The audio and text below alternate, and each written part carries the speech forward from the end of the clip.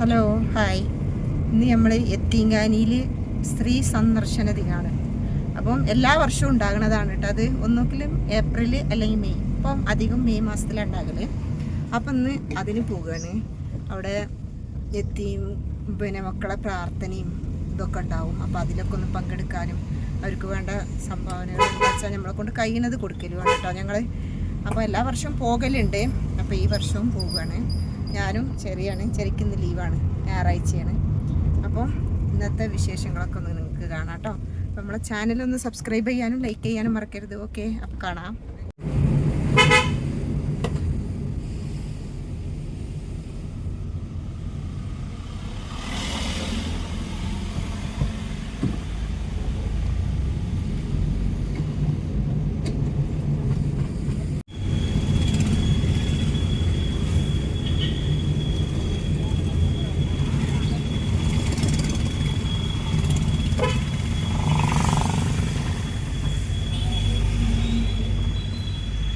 സാധാരണ ഞായറാഴ്ചന്റെ തിരക്ക് കാണാനല്ലോ ചെറി.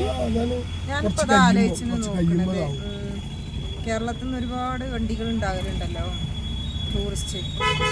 ഒന്നാമത് ഫ്ലവർ ഷോയും കാര്യങ്ങളൊക്കെ അതിന്റെ റോസ് ഗാർഡനിലുള്ള ഷോ ആണല്ലേ ഇപ്പൊ നടക്കുന്നത്.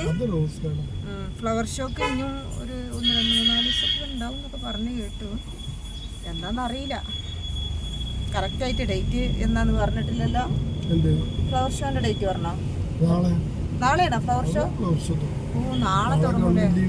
അപ്പൊ ഇന്ന് തന്നെ തിരക്ക് തുടങ്ങും, ആൾക്കാർ ഇറങ്ങും.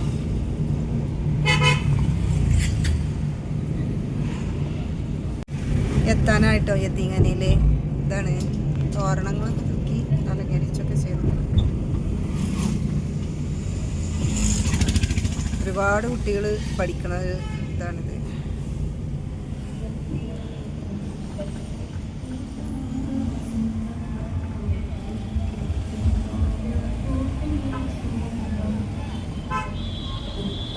ഇവിടെ സാധാരണ കുറച്ച് പൊരിയും ജിലേബിയൊക്കെ ഉള്ള കുറച്ച് കടകളും ഇതൊക്കെ വെച്ചിട്ടുണ്ട് കേട്ടോ.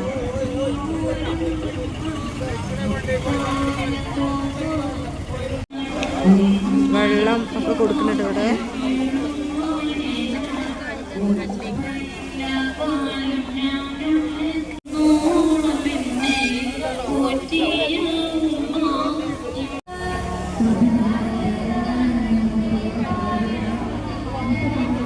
ഇവിടെയാണ് കേട്ടോ നമ്മൾ സംഭാവനകളൊക്കെ കൊടുക്കേണ്ടത്.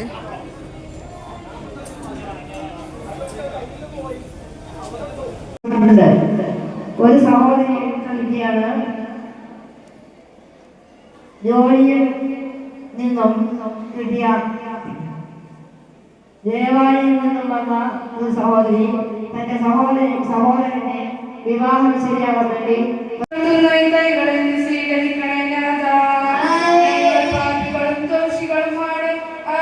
അറിയാതെയും രഹസ്യമായും പരസ്യമായും ഞങ്ങളിൽ നിന്ന് വന്നു പോയ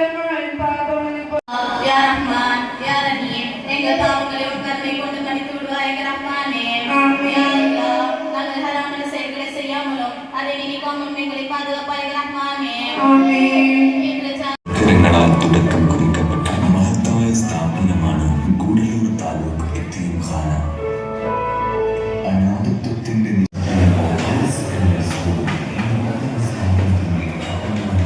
ഇവിടെ വന്നവർക്കുള്ള ഭക്ഷണങ്ങളാണ് കേട്ടോ.